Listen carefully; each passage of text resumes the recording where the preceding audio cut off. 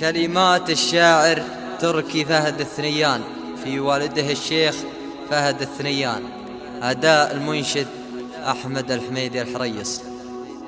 ماجور رجلك ما ترى اليوم بسيجلك تعافى يا زبون المخاسر، تراك ذخر لا غد الوقت قاسي، وانت زبوني لا حصل لي عواذير، وانت زبوني لا حصل لي عواذير.